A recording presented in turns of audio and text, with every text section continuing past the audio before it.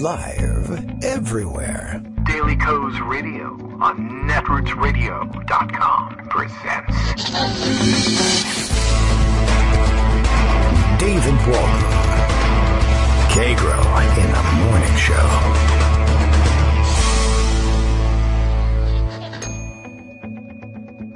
Now, here's David Waldman. Hey, good morning, everybody. How you doing? It is Monday, March 12th, 2018. You want to do this? We really need to go forward here? I checked the calendar, by the way. I didn't note it in the Morning Post, but it is week 60 of The Presidential Apprentice. This show keeps rolling on. I don't know if we could say it's not being renewed, per se. It's just, I don't know. We're finding every day we're having to think about Donald Trump nude. I know that. That's not renewing the show. Renewed. All right. Well, whatever. I have to catch up, I guess. 60 Minutes did not, I guess, air their Stormy Daniels interview. Big controversy, sort of, I guess. Big flap during the day yesterday, and everyone was on the edge of their seats, waiting to see, I guess. We're supposed to have been on the edge of our seats, waiting to see whether the Stormy Daniels interview aired. I guess they're done with it, but they decided not to air it, and there's some sort of legal battle going on. Trump's lawyers working around the clock, 24/7, to try to stop Stormy Daniels from speaking out on 60 Minutes. For some unknown reason, as many have pointed out, he's more active in trying to stop Stormy Daniels than in trying to stop, you name it, Russian meddling in elections, kids from getting a hold of guns and shooting up schools. Take your pick. There's nothing he's working harder on or having more people work harder on. I don't want to stop saying harder on at this point, than the Stormy Daniels case, which is super important to him because of reasons. And he totally didn't do anything. Well, we might as well catch up on all of that. What did air on 60 Minutes was an interview with Betsy DeVos, which I guess was equally devastating for the Trump administration, such as it is. Many people talking about it and retweeting either the interview in its entirety or a specific clip during which, I guess it's Leslie Stahl, basically unable to get Betsy DeVos to reveal anything in terms of understanding, knowledge, or even real interest in education in this country. I don't know if I mentioned to you, Betsy DeVos is the Secretary of Education in the United States of America, and that's what she's supposed to be working on and is not. But it was very revealing in the minute and 40 seconds worth of the interview that I got to see, because I watch everything on Twitter now. People tweeted this around, and lots of things happening that nothing's wrong, and don't worry about it. Everything is just fine. Daily Coast Radio is live now, and now everything was fine. Things for the next 2 hours should be okay. Bill tells us all the way from Portland, Maine, not yet, I don't think, buried under the second round of nor'easter snow. Kagro X, that's me, David Waldman, turns his clocks ahead and passes the savings on to you, the consumer of time. Are we all consumers of time? I guess so. I really appreciated having the clocks move ahead so that I could wake up in the dark again because of all the daylight that we're saving for some other period of time, I guess. It's nice, I guess. It's light in the afternoons. I don't know. I like it to be daytime when I'm awake and nighttime when I'm asleep. And, to me, I don't know why they keep creeping it ahead. Although I have an explanation, certainly. Bruce McFarland sent one to me early this morning. Apparently, somewhere along the line, it was proposed that bumping it up a little bit, produces some nominal savings on energy and energy consumption in this country. But of course, not that much. And every time you propose to Congress that they consider some proposal or another in terms of, energy savings, if it actually helps, well, then no, we don't actually want to deal with that. You want to turn the clocks forward a little earlier? Okay, that's on you. Fine. All right, we can adapt that one. And, now we're stuck with it. It is really kind of ridiculous. We spend much more time now on daylight savings time than on so-called standard time. They ought to switch the names. And I don't know what they will call standard time. Daylight losing time? I don't know. Huge loser time, I guess, is one way we could deal with that. Greg Dworkin On top of the clock change, so ready to go this morning. Good morning, Greg. How you doing? Good morning. Ready to spring ahead. Yes. Right. Like 9 days from now. We only have a couple of Easters in between then and now. Yeah. You know, Tom Nichols, Radio Free Tom, the conservative never Trumper, has declared his political candidacy, sort of. Oh. He says, if I run, I will run on only two platforms. One, never Trump. And two, after March 11, 2018, we never touch the frickin' clocks again. Yeah. See, the whole point is to have daylight in the evening. Excuse me, what did I say? So that you can go home and it's still light out. Yeah. And then you could take your dog or your kids out or whatever you like to do outside for 10 minutes without it being dusk. That's the whole idea. It's 20 degrees, but... Well, but it's better in the light so you could see where the ice is. That's true. That is an advantage. You know, and so it's dark in the morning when you get up. Well, the hell with morning. Yeah, I guess you should sleep in anyway. I mean, I only get up because I have to. Well, that's what I don't know if I have to. I have to do this. You know, if I don't have to, I don't. The kids have to go to school. I have to push them out and the door. dog has to be, Abby has to have her business taken care of and so on and so forth. Yes. But the fact of the matter is, you need a light at the end of the day. So I'm totally with Tom on this. I don't have to actually do anything to the clocks in the house, or most of them. Some of them I do. Your brand new type alarm clocks update themselves automatically. I know, but the biggest problem is my watch, because twice a year I have to figure out how it works. Those are tough. Would Apple watches, do they reset like your phone does? I don't know. Siri, can you recollect? I don't know. Central command. I do it manually. I have one of those watches that shows you both the digital time and the analog time at the same time. In other words, it has hands on it, but a little window in the bottom has the digital time. I see. Go ahead. Ask me why I do that. Why do you do that? Because I can't take a pulse with digital clocks. Why not? I've been trained to see the sweep of the second hand, and that's how I do it. All right. That's how I've done it forever. And like new electronic medical records, I'm not really fond of changing if I don't have to, so stop. Right. That can make some sense, I guess. I'm a conservative at heart. For those of you younger folks in the audience, analog time is the same as digital time. It's the same time, it's just blurrier. Yeah, well, my favorite picture, by the way, I sent it to you at the very, very bottom, is this really cute picture from England. And it shows Stonehenge, and there's a little minivan. It's a clock. With a small trailer behind it pulled up to one of the stones. Let's see. Okay, yes, all right. And the caption is, another busy night at the British Henge site says staff work all night to move the stones forward by an hour. Yeah, that's what, and a nice Land Rover there doing the work. Yeah. So that's the kind of reason why you should just leave things alone. I think so. It was a big pain in the butt, the ancient clocks. Mm-hmm. So, yes, let's talk about some quick things and let's talk about some meaningful things. All right. This is a lesser-known henge. This one. Yes. Well, there's 10 henges in England. Stonehenge is the most famous with the biggest stones, but there's others. This is 4 henge. How many henges? Yeah. 10. 7 henges, 10 henge. Yeah. So here's the thing. Betsy DeVos indeed was on 60 Minutes, and indeed she's a complete airhead. And what happened is that Leslie Stahl very patiently asked her basic questions, like how do you propose that taking money out of the school system helps the school system? And oddly enough, she didn't have an answer. At least that makes sense. There's no answer. I mean, right. And Leslie Stahl said, but Michigan is something you know a lot about. You spent a lot of time there with the education system. And Stahl was also able to point out that Betsy DeVos is only interested in going to schools that succeed. She's not interested in schools that fail. That's because she wants them to fail. And if they fail, then you can send your kids to profit schools. Oh, I thought you meant like PRO. For-profit schools. That's her agenda. Like that's a madrasa. Profit. And if you can't get into a charter school, too bad for you. Not her problem. Yes. Well, that's, you're a loser, and there's really nothing you can do for somebody like that. I did get a headache watching them flip between the two of them in that. Right. But clip. Okay, she's an airhead and she knows nothing. But it's especially important because she is the Secretary of Education. Yes. Or as David Hogg from Parkland pointed out, one of the kids, She only got the job because she bought it.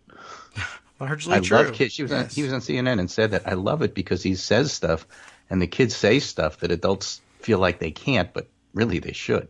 Yeah, that is interesting too. And they think kids should shut up, but Donald Trump tells it like it is. And of course, the point is that she's supposed to head this new commission that Trump is putting together to figure out what to do about violence in schools. Oh, because schools. But she doesn't know anything, which is his point. Why should she? I mean, she did already make a comment about guns in schools, don't forget, when she had her confirmation hearing and pointed out, I guess, was it Montana? The reason they have guns in schools is because of grizzlies?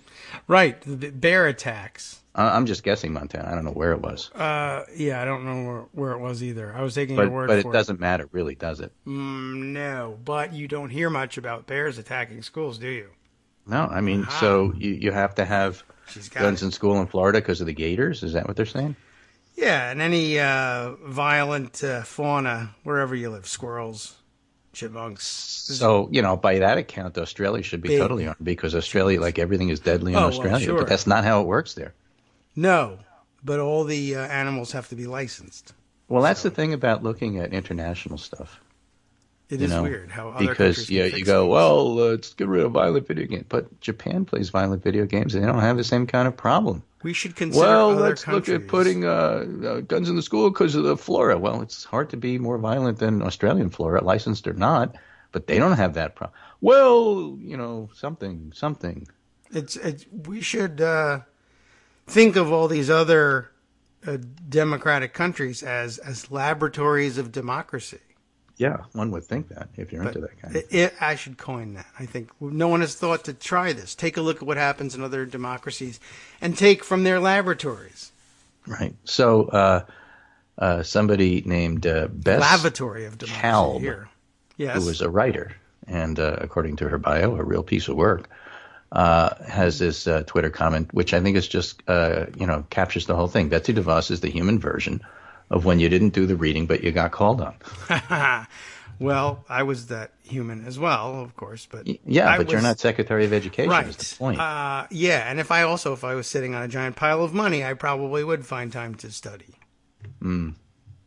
So Tom Tomorrow over at Daily Kos today has just a brilliant comic. It's hard to read comics on the air. I know Fiorello LaGuardia did it during the newspaper strike.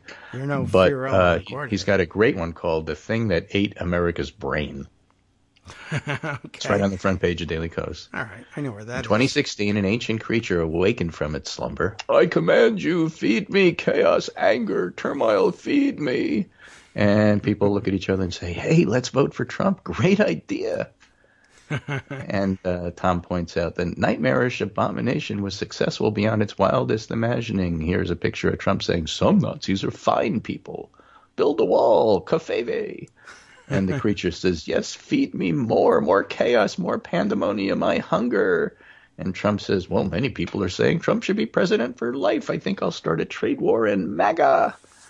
And then, of course, it extends to anybody who ever worked for him, like Sam Nunberg and various former acquaintances. Here's Stormy Daniels. I can't say anything unless the NDA is lifted, but hypothetically speaking, I might have intimate pictures of Donald Trump or something that sort of looks like, if you get my drift. And the creature says, slow down, I'm getting indigestion. and Trump tweets, well, there's no collusion with an ancient Lovecraftian horror that thrives on psychic discord. No collusion at all. Or Russia. Yeah, either one. Huh? Well, this is pretty funny. I like that, the Sam Nunberg thing. Hi, it's me. I'm here to taunt Robert Mueller and imply that Trump is totally guilty. I don't know why. I just feel this strange compulsion. That's basically it. Tom Tomorrow is brilliant, but this is an especially brilliant one. Okay. So really like that. And then here's this quickie before we get into some substance from Lawrence, Kansas Police Department. Oh, they tweeted news. Just, as a public service. Please do not call 911 to complain about the format of the NCAA tournament selection show. We can't do anything about it, no matter how bad it is. Were they getting those calls? I like police departments with a sense of humor. I just, They got to have a sense of humor in Lawrence. Got to have a sense of humor when you do your job. Yes. I just had a gun fail of some kind from Lawrence, Kansas. Oh, so well, that's not surprising. They come from everywhere, don't they? Yes. Well, Yes, everywhere. And a lot in Kansas. It's a hot spot, Lawrence. All right. So your friend and mine, Dana Hool, who is experienced with dealing with the DeVosses, being from Michigan, says, I've been bashing heads with the DeVos family's Taliban for hire since 1998. In particular, I helped run the campaign against the 2004 same-sex marriage ban in Michigan, funded by the DeVos family and Tom Monahan's Dominoes. To have her so devastatingly exposed makes me very happy. Remember, not only is DeVos the Secretary of Education, since the 90s, she and her husband have probably been the biggest funders of state-by-state efforts to push vouchers and charters. She's been a malevolent ignoramus inflicting harm on public schools since Trump was on his first marriage. True. So they also pushed Michigan's right-to-work law. They faced no threat of unionization. They wanted to weaken organized labor as a way to weaken Democrats, helping them to get and keep power for social, cultural crusades.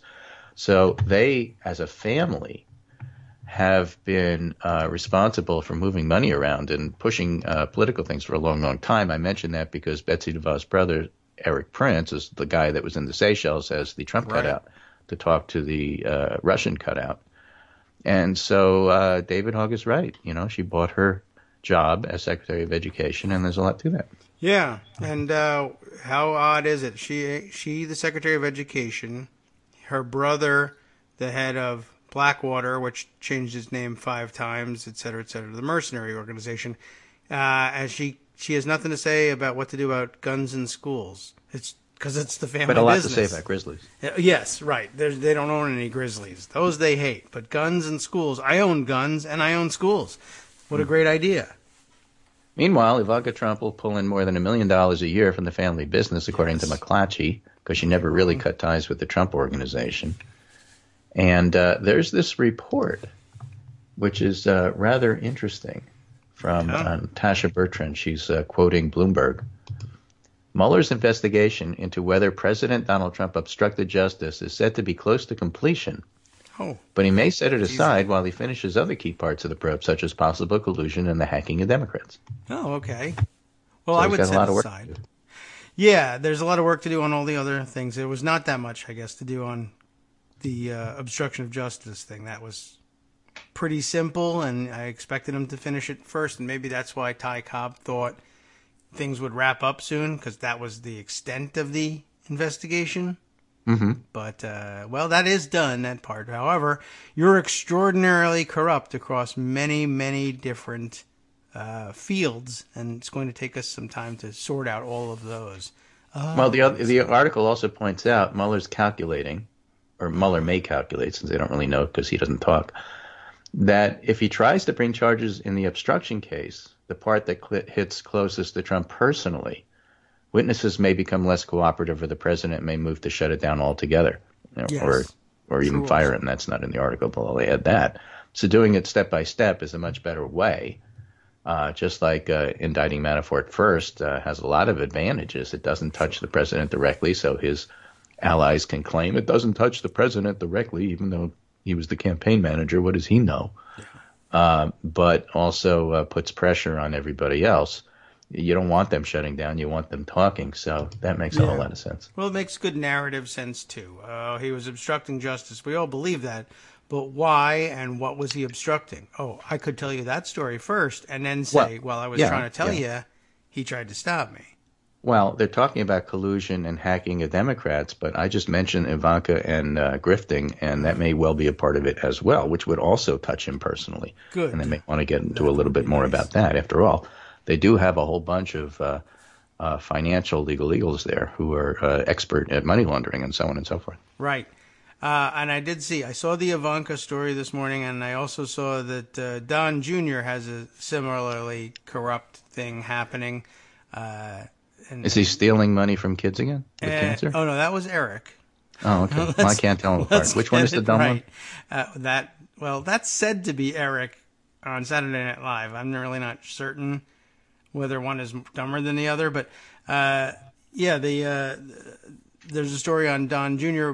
Basically, I don't know whether it's two different stories or just one story reported in two different ways, but he has been partnering up with someone who is a donor to the campaign and letting him pitch the government on his various financial schemes. It may be the same guy. I also saw somebody tweeting it, describing it this way. Yeah, there we are. A longtime hunting buddy who helped raise $1 million for his dad's campaign, and Don Jr. is arranging for this guy to get open and unfettered access to government officials to lobby them on behalf of his business. That is a good thing and good for clean government, I think. I suppose. So let's move on. I have three basic topics to cover in the few minutes that I have left, and we'll at least set it up. We have a few minutes before the break. And the first one is guns and physicians. Oh, yeah. Okay. Right? And the second one. Oh, I believe I can't hear you now. The second one. Check your mute button. Huh. There we are. It's not me. Let me call back. Oh, no, I got you now. Okay. I don't think it was me. I think it was you. Abby did it. All right. Well, I didn't. Oh, yeah, Abby did. I like that. I haven't moved in 20 minutes. Okay.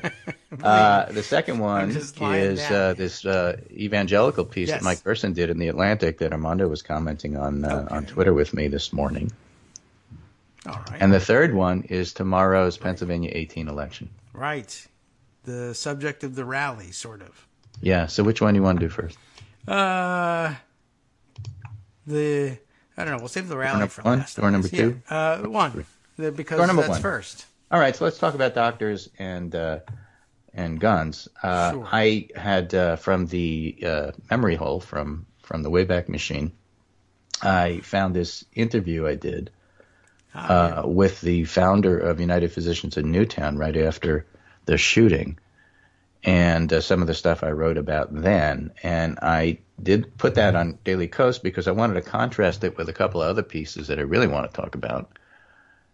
One was from a Florida radiologist in the Atlantic. I think we may have talked about this on the show. What I saw treating the victims in Parkland should change the debate on guns. They weren't the first mass shooting victims the Florida radiologist saw, but their wounds were radically different. And that led, I think, on the show when we were talking about it, about a whole discussion about whether you actually show the pictures of victims or not. What's new, though, is this new piece on the healthcare blog called I Am a Pediatrician. I Treated the Columbine Kids. I Have Not Spoken Out Before. Okay. And that's partly because today is the 12th, and Wednesday, March 14th, is a National School Walkout Day. Will last 17 minutes in honor of the 17 students and staff members killed at Marjory Stoneman Douglas High School. Right. And what this pediatrician speaks about is, she says, I think he, I don't know. I have said on the sidelines for far too long. I watched from a front row seat as frightened, grieving children who survived the shooting in Columbine struggled to put their lives together. My pediatric internship began in 1999 at the Children's Hospital in Denver, 20 miles north of Columbine, so the Children's Hospital would have gotten a lot of the victims. Up until that time, a mass shooting inside the walls of a high school had been almost unimaginable. As a physician, I'm bound by strict patient confidentiality laws, and this is one of the things I want to highlight. For that reason, and out of respect for the survivors, I can't tell you their names. I can't tell you the stories they told me or the awful things I read in their charts. I will let your imagination fill in the blanks. I can only leave you to guess at what they saw and the nightmares that haunted them. In reality, every student teacher inside Columbine was irreparably damaged forever. They lost a huge part of themselves on that heartbreaking day. And then talks about why things haven't changed and how brave the people in Parkland are. The thing is, physicians can't talk because of HIPAA laws, privacy laws, professional confidentiality. You can never give the details you want to give about what you know about what happened. It's like this, this paradox. The more you know, the less you can talk. Yeah. Well, there's the Heisenberg uncertainty principle. If you really know, you can't give details. You can only speculate on details if you don't know. Yeah, that's probably true. So for physicians who want to get active and deal with this, one of the most effective thing would be to present exactly what happened. You can't. So it's very frustrating for physicians. Yeah. And that's this Columbine doc is talking about those days. And the Florida doc is talking about these days, and it's the same frustration. And they talk in the article about, as a doctor, I feel I have a duty to inform the public of what I have learned as I observe these wounds and care for the patients. It's clear to me AR-15 and other high-velocity weapons, especially when outfitted with a high-capacity magazine, have no place in a civilian's gun cabinet. The docs in Florida are used to handgun shootings. I mean, that happens there all the time. Oh, yeah, Florida. But she describes the big difference between a bullet from a handgun, which, penetrates linearly, and a bullet from an AR-15, which just explodes inside you and completely destroys the organ it hits. There's no patching it together because there's nothing left. She says, I can't accept the right to enjoy the hobby supersedes my right to send my own children to school. And it's just frustrating for docs not to be able to be even more specific about what's going on. So this radiologist does a pretty good job of in general describing things. Yes. But I know from talking to other docs, we are a small, fraternity of docs who have been through this, who talk to each other. And, we'd like to say more, but we can't. Well, between that and the CDC's prohibition on making studies and causality studies, and in addition, not to mention we've been over the docs and glocks law. They try and exactly really muzzle you at every possible turn. Well, the gunshine state's really famous. They lead the way in that. Yeah, they never did finalize that, and I think it was stricken largely from the books. But they really don't want doctors at all involved in any of this until they get shot, I guess.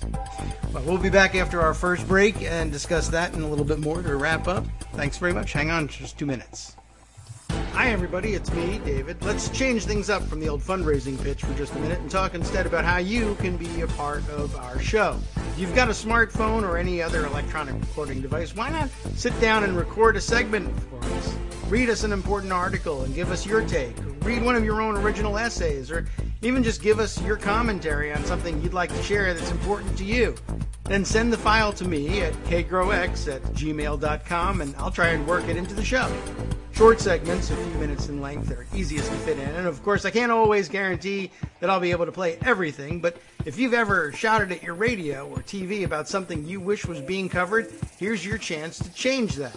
Make the show your own. Send your submissions to me at kagrox@gmail.com.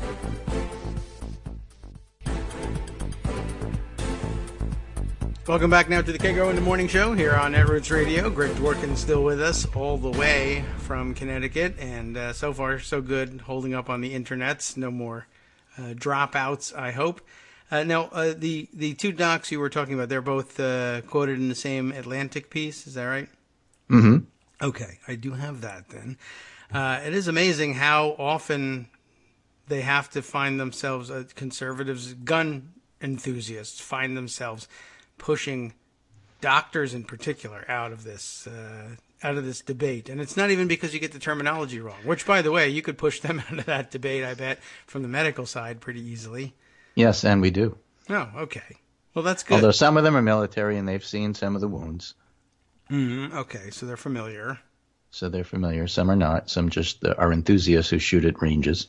Yes. Well, why just make little round holes in paper when you could, well, actually, I imagine they actually do. AR-15s probably only do just make tiny round holes in the paper targets. Well, but, there's also the exploding bullets, the soft bullets, right? And so if you take like a frozen bottle, a 2-liter Coke bottle, let's say, or soda bottle, doesn't have to be Coke, and put water in it, freeze it Pepsi in the freezer. Yes. Right, so that's your target. All right. And a handgun regular bullet will go through it, and a handgun exploding bullet, soft tip bullet, will explode it.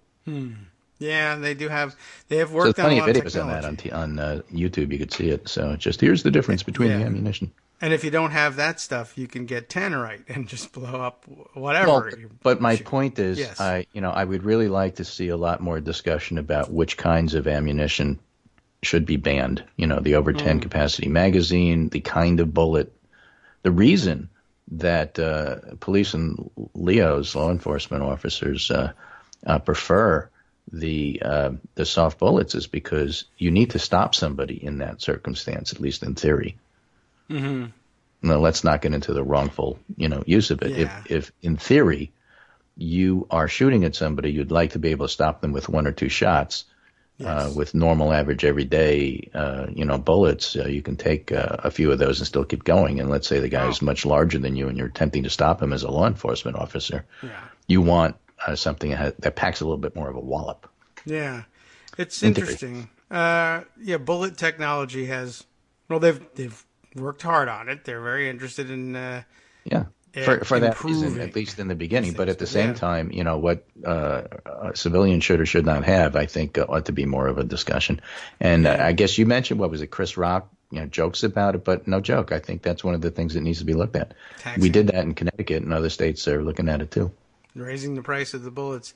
I do remember that there was one way back when, and I guess it doesn't count anymore because I think it's actually pre-assault weapon ban, and we may have included it in that assault weapons ban. But I recall being on Capitol Hill in the early 90s and having the gun enthusiasts, they were curiously split between those who were willing and those who were not willing to ban particular types of ammunition. At the time, I think the hot thing was the cop killer bullets, as they called them. Black Talon was the trade name, I think, of these things, because they were designed to peel backward and curl in so that you couldn't extract the bullet easily. Like it wasn't just a smooth slug that you could pull out. The tip would fracture and spread outward, so it would go in and then open itself up like a reverse fish hook. Well, I guess an actual fish hook, and you couldn't get the thing out, and that was the first indication that the NRA was kind of going off the cliff, because some of the traditional NRA members were saying, "Yeah, we got to get rid of cop killer bullets. Cops, you can't kill cops." But there was a faction out there that really found these bullets super fascinating. I remember being in somebody's office, one of the congressmen from Oklahoma had one of these things exploded out, but in a block of lucite. Like, look how cool this new kind of bullet is. It was the first indication that NRA members were going to be pro-cop killer bullets. And then things just went downhill from there. Mm-hmm. So, there's that. The next topic I wanted to talk about a little bit was this really interesting piece that Mike Gerson wrote. Remember, Gerson is the last of the compassionate conservatives, maybe the only one. Last one. Who ever existed. He wrote a piece called The Last Temptation, How Evangelicals, Once Culturally Confident, Became an Anxious Minority Seeking Political Protection from the Least Traditionally Religious President in Living Memory. Why evangelicals support Trump and why they shouldn't is his piece here. As Armando pointed out on Twitter, a lot of it is racism. Okay. So you don't have to work real hard to figure that out. Right. But Gerson goes a little bit into some other things which I think are well worth highlighting, including history. So let me just read a couple of parts of it. Very long piece. The banishment of fundamentalism from the cultural mainstream culminated dramatically in a Tennessee courthouse in 1925. William Jennings Bryan, the most prominent Christian politician of his time, it's 100 years ago, was set against Clarence Darrow in the theory of evolution at the Scopes monkey trial, in which a Tennessee educator was tried for teaching the theory in high school. Bryan won the case, but not the country. The journalist and critic H.L. Mencken provided the account accepted by history, dismissing Bryan as a tin pot pope in the Coca-Cola belt and a brother to the forlorn pastors who belabor half-wits in galvanized iron tabernacles behind the railroad yards. Mencken could write. You got to give him that. Yes, he was an anti-Semite. Yes, he was a eugenicist, but, he could write. Well, sure, Hitler could speak. Yeah, fundamentalists became comic figures subject to world-class condescension. It's largely slipped the mind of history that Bryan was a peace activist and Secretary of State under Wilson, and that his politics foreshadowed the New Deal, and Mencken was eventually revealed as a racist, anti-Semite, and a eugenics advocate. But in the fundamentalist modernist controversy, there was only one winner, In the course of roughly 35 years, the sociologist James Davison Hunter observed in American evangelicalism, Okay. Protestantism has moved from a position of cultural dominance to a position of cognitive marginality and political impotence.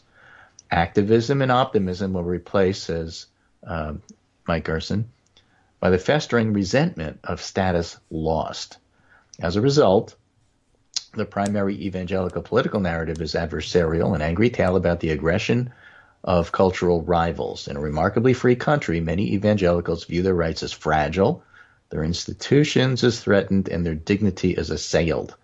The single largest religious demographic in the U.S. sees itself as besieged and disrespected. The attitude was happily exploited by the modern GOP. Evangelicals who were alienated by the pro-choice secularism of Democratic presidential nominees were effectively courted to join the Reagan coalition. I know you can't endorse me, Reagan told an evangelical conference, but I endorse you.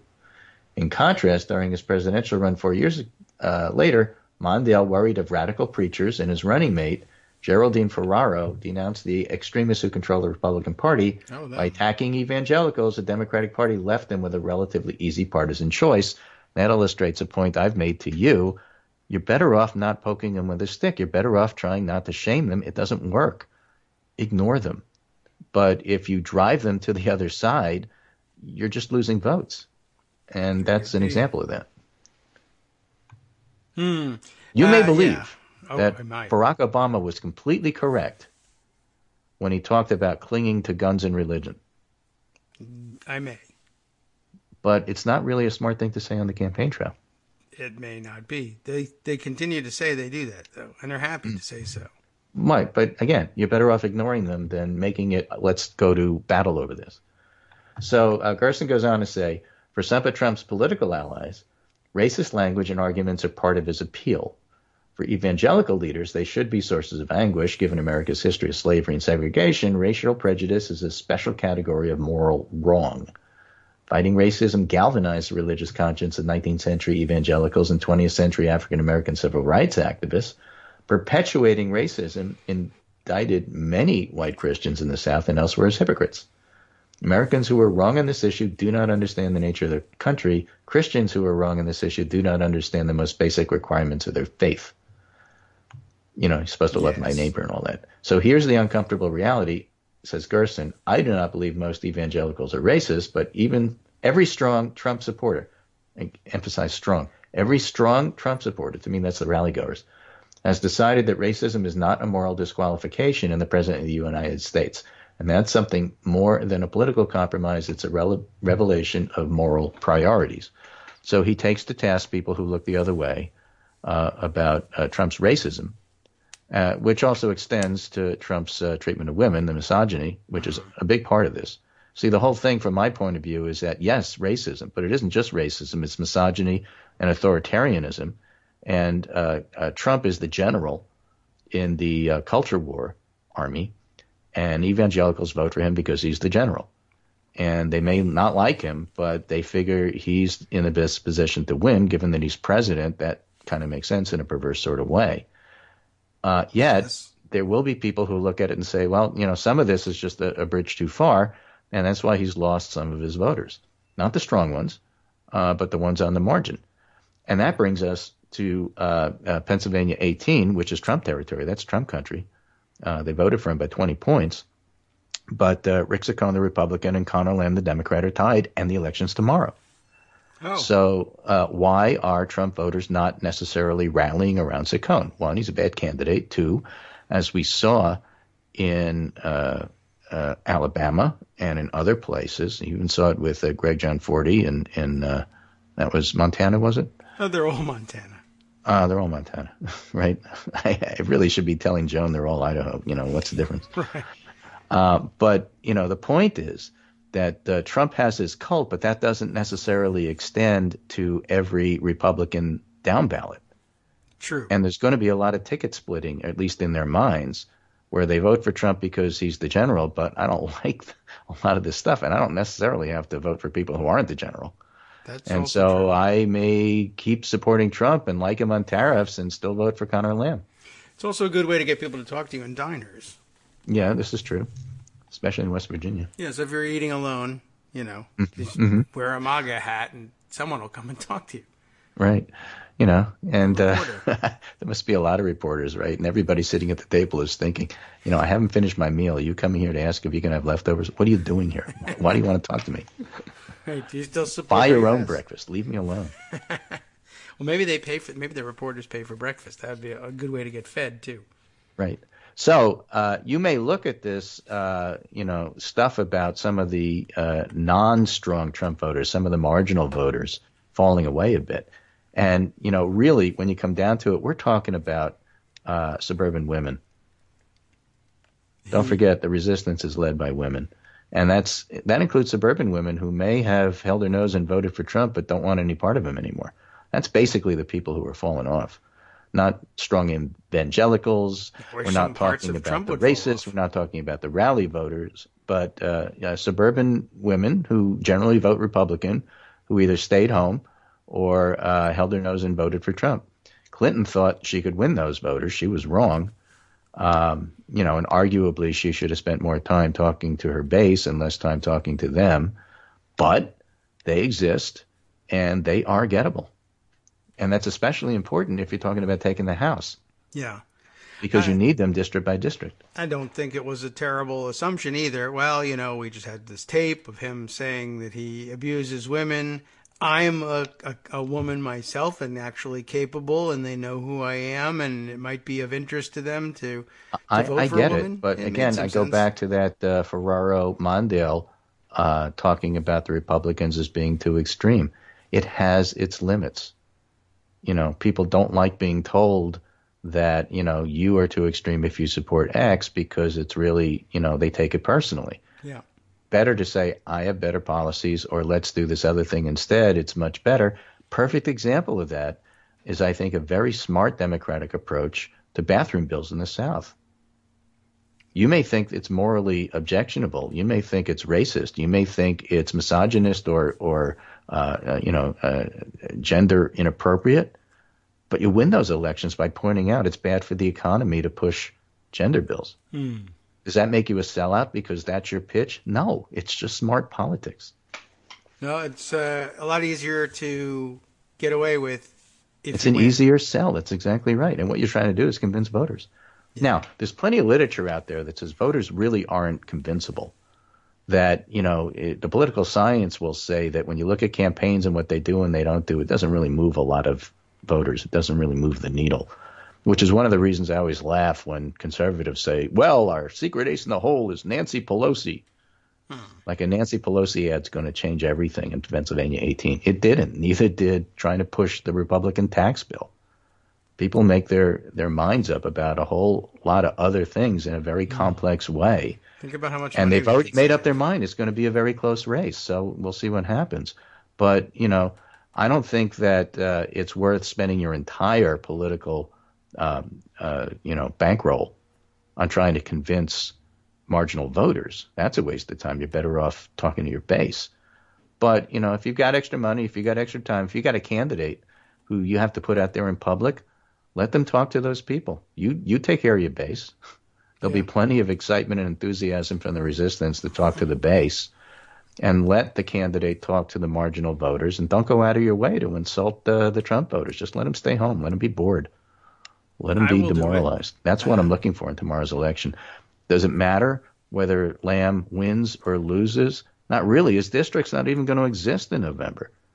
But the fact that it's close is important. And the nice thing about a win is that the media, who really doesn't analyze this stuff very well, will see it as a complete repudiation of Trump. Whereas if it's a close loss, it's only a partial repudiation of Trump, and I'd rather them report it as complete.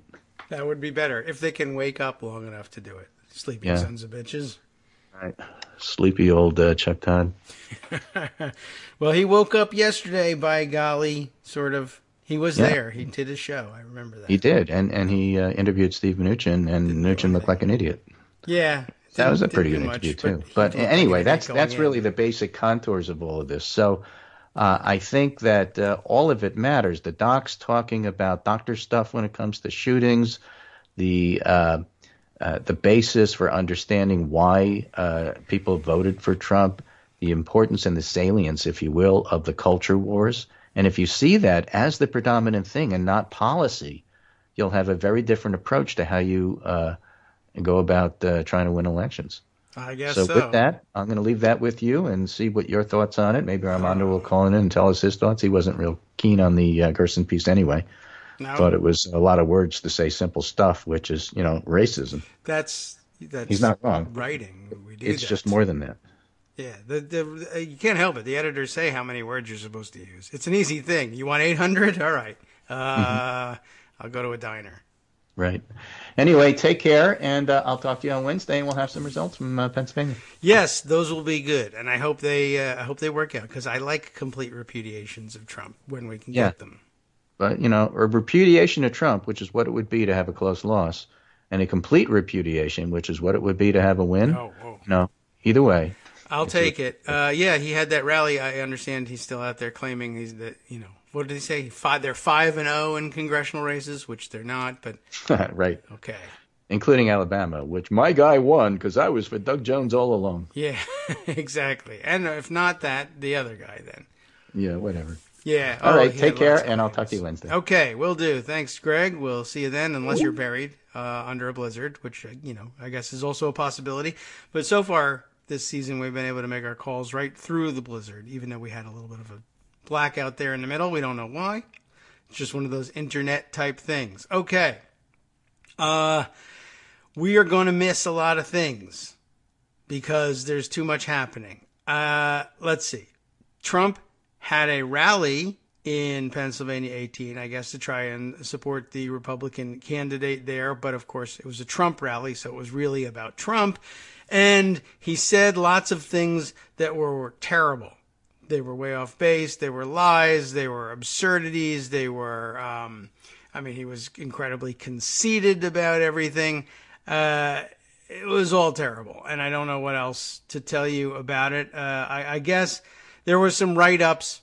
Well, one of the write-ups was here are the worst things that Trump said from the rally, but the write-up is from Chris Cillizza, and I guess I shouldn't read. I don't want to read a Chris Cillizza piece, so I don't think that is likely in the cards. But the thing that struck me about the most absurd things, I think the one that really got me was, and I didn't watch the rally, thank God. Daniel Dale did, and we could depend on him. He could tell you what the real absurdities were. And I think I put his tweet storm aside for us. It may have been just too long and too absurd, but the one that jumped out at me was when Trump said that President Moon of South Korea, and remember our jumping off point at the end of the week was that the South Koreans had showed up at the White House claiming that they had been contacted by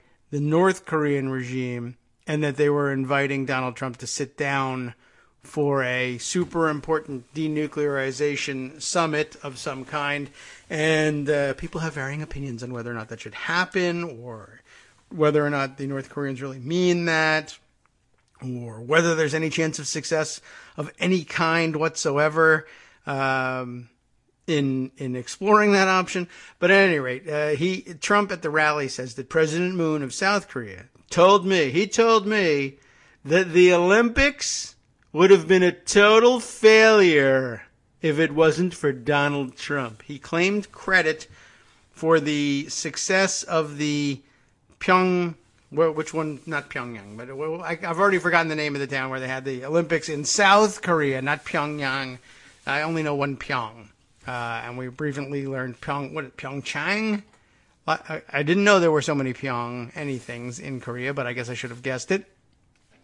But he claimed credit for the success of the Winter Olympics, which he didn't even go to. Of course, he sent Mike Pence to the opening ceremonies, where he made a big stink of sitting down and refusing to acknowledge the North Koreans, which his boss gave a gigantic diplomatic platform to by agreeing to meet with them just a few weeks later. And then he sent to the closing ceremonies Ivanka Trump, who went to allegedly to brief the South Koreans on what they were going to do about North Korea. And whatever. I can't really tell you why why he bothered to send Ivanka on that. But at any rate, he claims credit for the success of the Olympics, which he didn't attend. And I don't really think he even watched on television, which is hard to believe that there would be anything he wouldn't watch on television. But he was too busy watching Fox. He doesn't want to watch the Olympics. Perhaps he watched Fox coverage of the Olympics. Show me the Americans when they win, and on the news, and nothing else. NBC shows the boring stuff like who's competing and was the winner not American. We'll still show it, and that's boring to Donald Trump. But yeah, he claimed credit for the success of the Olympics, and apparently President Moon did contact him or express some gratitude to Trump in a way that was related to the Olympics. Although it seemed pretty clear that Moon was humoring Trump. He knows you can't just flat out dump on the guy because you jeopardize your relationship with the United States if you're less than personally gracious about Donald Trump, the individual. And so I think he was kind of laughing about the fact that Trump apparently spent a lot of time in the run-up to the Olympics calling Moon and asking how ticket sales to the Olympics were going. Seriously. And I think that the rationale, such as it is in Trump's mind about that question was, as he was explaining, I guess, at the rally, he thought, well, if people are afraid that there's going to be a nuclear war on the Korean Peninsula, they're not going to buy tickets to the Olympics. I guess that's true. And people were worried about it. But all right, I'm sure most people thought it was a pretty remote possibility. But so that was his measure of things.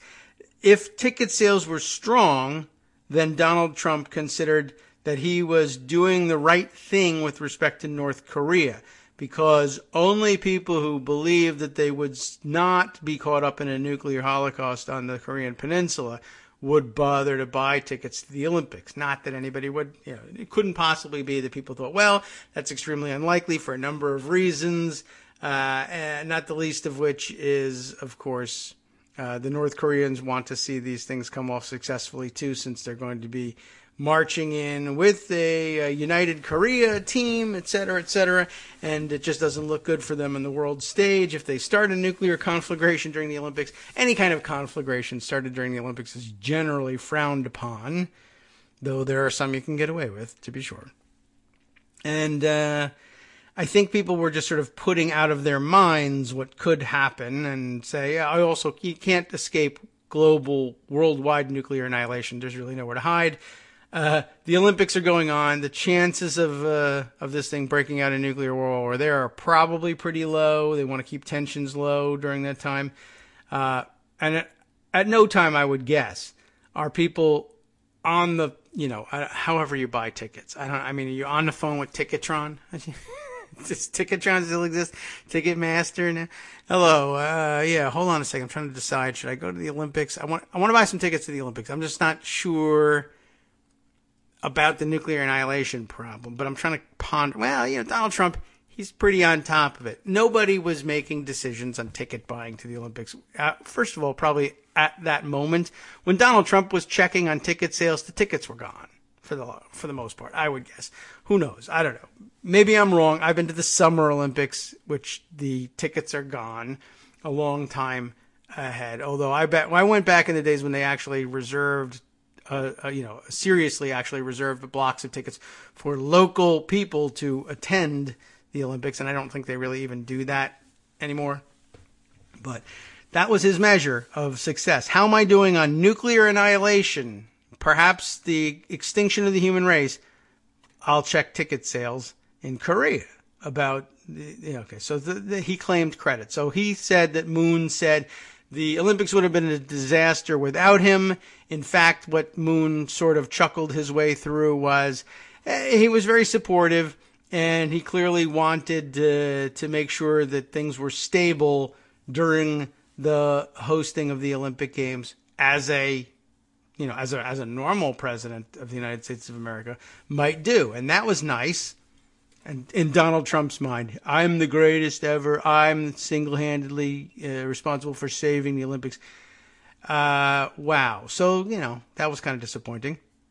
Anyway, that was probably the craziest thing to come out of his rally in my mind. But then again, I may have missed hundreds or even thousands of equally stupid things out there. All right. Well, a break is coming up, but I want to remind you, because Armando has done some considerable work in lining us up and making it happen. And I'm just a bystander in all this. And he sent me his tweet by way of reminder. Tomorrow, it's a reminder for me. It's a new thing for you, unless you read it on Twitter when we tweeted it around once or twice over the last couple of days. Tomorrow, you'll get the best recap / state of play regarding the 2020 Democratic presidential nomination rules. As we bring, not only I'll have to make sure Armando comes by to help with the interview, but Chris Reeves, whom you may know on Twitter or perhaps follow on Twitter as Tom Servo, TM. There's no O in the Tom. TM Servo 433, but you probably know him by now by his real name, Chris Reeves.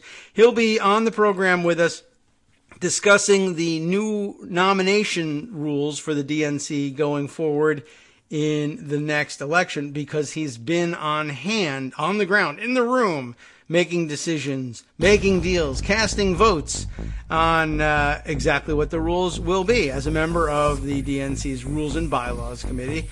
And he's been in there in the meetings on the Unity Commission and their recommendations, everything you ever wanted to know about what they were doing about superdelegates and caucuses.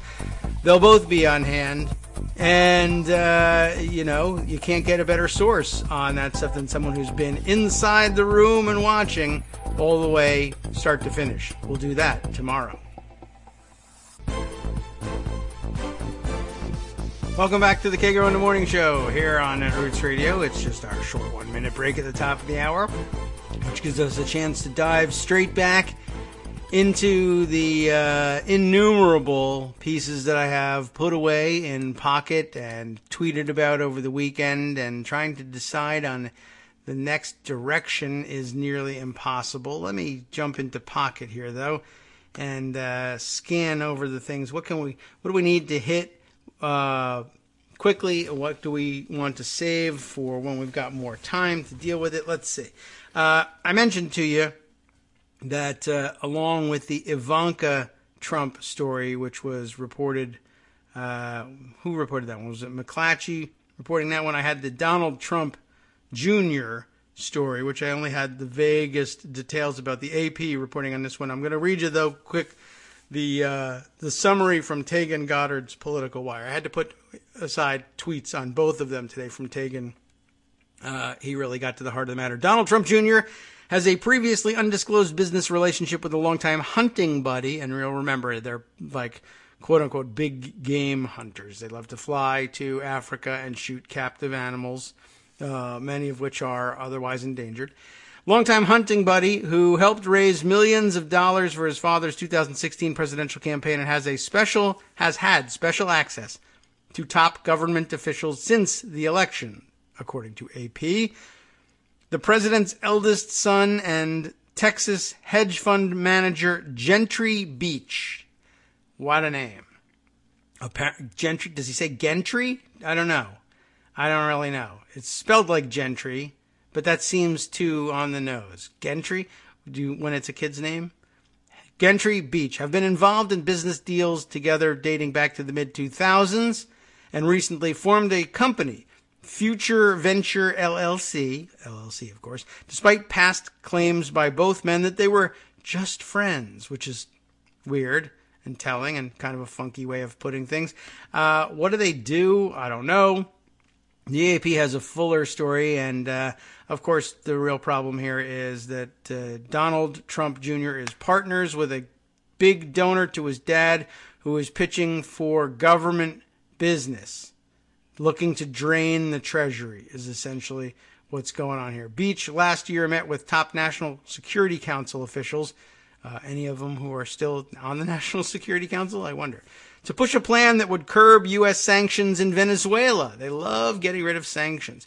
And open up business for U.S. companies in the oil-rich nation. They're even able to put aside their discomfort with the socialists, communist, insurgent, scumbag Venezuelans. You know how they are. But, well, really about anybody from Latin America or south of Texas. Forget about it, period. Unless they've got oil and then we can turn that into cash and I can have some of that cash, in which case, by God, get rid of the sanctions. So far it hasn't come to anything. But be assured that Donald Trump Jr.'s pals are out there getting special access to top officials and decision makers in the government in such a way, designed to be executed in such a way that huge amounts of either government dollars or government-controlled dollars, anyway, when sanctions are in the picture, can begin to flow into the pockets of Donald Trump Jr. and his friends. So telling. Okay, well, let's see. That was a quick hit that I wanted to do. Other things in pocket that need some discussion. More and more about Qatar, the country of Qatar, and Jared Kushner. That also on the table. Let's throw that in there and tell you. I'll bring you up to date on where we are with that. This morning, I grabbed this piece from NBC News, reported by Julia Ainsley, Carol Lee, Robert Windrum, and Andrew Laren. That's a lot of names on a byline here. Qataris, and I got to figure out, if we say Qatar, are they Qatari, or I feel like I change the emphasis when I'm speaking about the people from there. Qataris, opted not to give info on Kushner and secret meetings to Mueller. That's an interesting question. Like, do people from entirely separate sovereign nations, should they come across information that they think would be critical to Robert Mueller's investigation, what do they decide to do with their information? They certainly don't feel like they're under any obligation, and because they're not, to give the information to Mueller. And the question is, I guess it's one of those, if you come at the king, you better kill him in one blow here, because you don't want to leave him standing. So the question is the information that we have got enough to decapitate the Donald Trump administration so that we don't have to deal with it? Or is he just going to be wounded and angry at us once we turn over the information? And you can't blame him on this one. Qatari officials gathered evidence of what they claim, and I guess that's the real issue here. We can't be sure anymore who's telling the truth about what, and everybody's got their own interests in this. But this is a follow-up, as it turns out, on stuff we discussed, I think, on Friday. And I wasn't really sure where it was leading entirely. We knew it was bad news about Kushner trying to get funding from the Qatari Sovereign Wealth Fund, not getting it, turning sour on Qatar, and then supporting the UAE's and the Saudis' embargo against a blockade of Qatar, and possibly driving these Gulf nations into war with one another because he had a sad about not getting a loan from the Sovereign Wealth Fund in their country. So it was weird. And then we found out that George Nader was involved in that. And that also brought us to the name of a guy who came up sort of seemingly at random in the article, Elliot Broidy. It was like Brody with an I stuck in the middle of it, Broidy. And he wasn't clear to me then, and still not clear to me exactly who he is and where he came from. But his name is cropping up all over the place in these articles and a few more that were provided to me over the weekend, just by way of background. I think this one sort of helps clear things up. Qatari officials gathered evidence on what they claim is illicit influence by the United Arab Emirates, UAE, on Jared Kushner and other Trump associates, including details of secret meetings. But they decided not to give the information to Special Counsel Robert Mueller for fear of harming relations with the Trump administration, say three sources familiar with the Qatari discussions. Lebanese-American businessman George Nader and Republican donor Elliot Broidy, who participated in the meetings, the secret meetings, I guess, have both been the focus of news reports in recent days, that's true, about their connections to the UAE and Trump associates. It is unknown whether Qatari officials were the source of the recent news stories detailing activities by Nader and Broidy published by the New York Times and CNN. NBC News previously reported that Qatari officials weighed speaking to Mueller during a visit to Washington earlier this year and has now learned that the information the officials wanted to share included details about Nader and Broidy working with the UAE to turn the Trump administration against Qatar, according to three people familiar with the discussions. Qatari officials believe the meetings, as well as fallout from Qatari business dealings with Kushner, may have influenced President Trump's public endorsement of a blockade of Qatar by its neighbors that began last year. A Qatari delegation came to Washington in late January and early February and met with Trump officials to discuss shared national security interests. Despite Trump's endorsement of the blockade in June, the Qataris felt the meetings with top advisors had been productive and decided against reaching out to Mueller in order to preserve the relationship, according to people familiar with the internal Qatari deliberations. That has some pretty interesting domestic ramifications, don't you think? A spokesperson for the Qatari embassy in Washington said in a statement last week that Qatar won't be providing materials to the Mueller investigation. That's probably okay. They probably have the materials they need, but it would have been interesting as corroboration. The Qataris also met with FBI Director Chris Wray while they were in Washington, but never shared their information about UAE's alleged influence on the administration. Broidy, meanwhile, has accused Qatar of hacking his emails, and sure, why not, and distributing the contents to news organizations to discredit him. Qatar has denied that. Nader, who was stopped by federal agents at Dulles Airport in January, is now cooperating with Mueller's team. Broidy was a top fundraiser for Trump, in addition to being a member of Trump's inaugural committee and the Republican Jewish Coalition. Nader helped organize a January 2017 meeting in Seychelles. We all know about how rotten that apple was.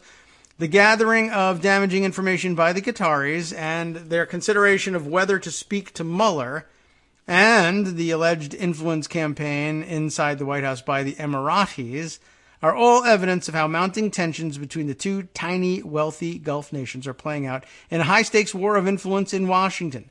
In June of 2017, President Trump endorsed the decision made by the UAE and Saudi Arabia to blockade Qatar, saying that Qatar was funding terrorism.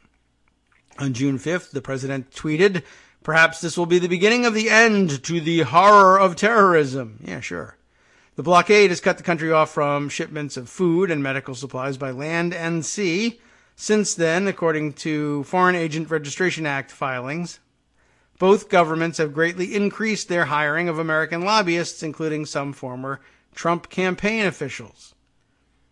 Qatari officials believe Trump's verbal backing of the blockade was a form of retaliation by his son-in-law and senior advisor Jared Kushner, whose family negotiations with Qatari investors had recently fallen apart, according to several sources familiar with the Qatari government's thinking. The article does go on for a little bit here, but I'm pretty sure that we have been over this ground, and I don't know if there's anything else that we can pull out of this that is brand new. But just good, I don't know. I mean, there's an awful lot wrapped up in this, obviously. And I do keep seeing, we haven't called Rex everything Tillerson's name in all of this, which is kind of weird considering we're talking about international relations, and the American Secretary of State's name hasn't been called anywhere in this report. However, he's definitely involved, and I've got a couple other pieces here that sort of dance around the issue. And there's an embedded video of him calling, as it says, Tillerson calls on Middle East to ease the Qatar blockade, but it doesn't look like Tillerson's name appears anywhere in this article, which is astonishing all by itself. What in the world is this guy doing if not inserting himself in this situation? And I mean, clearly somebody's got too much influence on Middle East policy if the Secretary of State is nowhere to be found in this report. That is kind of weird. So we'll keep an eye on that and try and sort this out as time goes on. But I think, we'll be hearing more about Brody and Gutter, I am sure, as the investigation rolls on. All right, let's see. Man, there's a couple of other really weird things happening out there,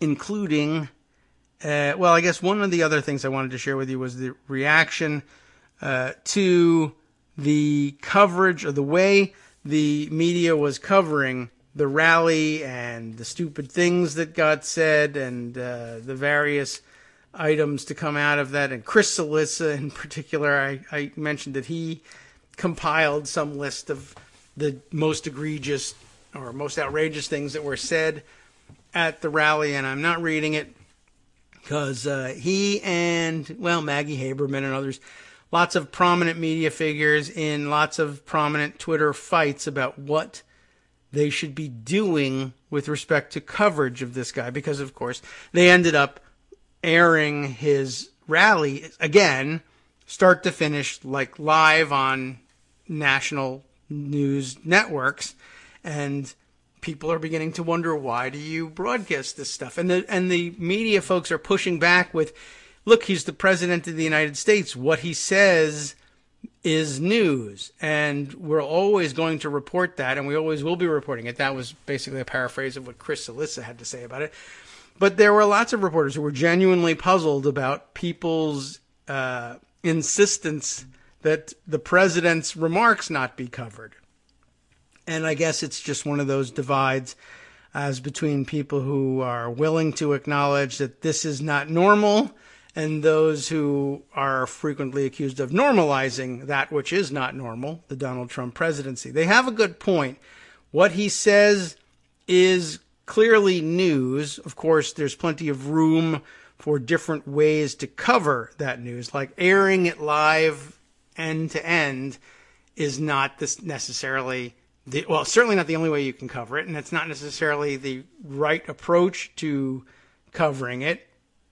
On the other hand, the written coverage hasn't been that much better either, because, of course, we're all turning to, either the written side of CNN or the New York Times, and they have some kind of funky brain block about how to deal with this thing, too.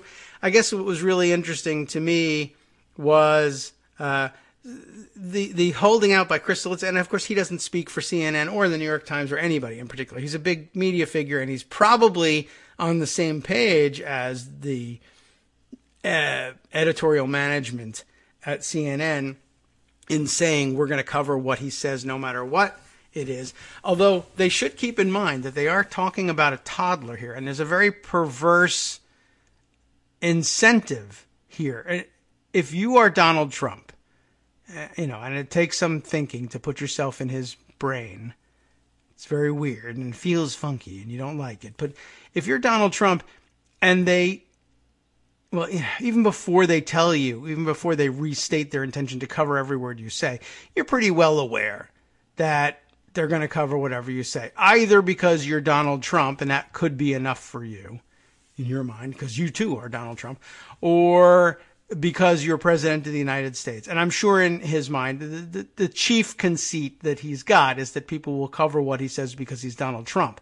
The fact that he's president is just leverage that he can use to force people who profess not to care about Donald Trump to cover Donald Trump because he's the president. But if it becomes obvious to you that they will cover you no matter what you say, and then they come out, especially if they then later on come out and say, no matter what he says, we're going to cover it, you're a toddler. You're Donald Trump. You're going to start experimenting with the boundaries. Can I still get wall-to-wall coverage by the major media if I call out the major media? Well, that was easy enough to prove. He did that during the campaign, and they continued to cover it, and in just the same way.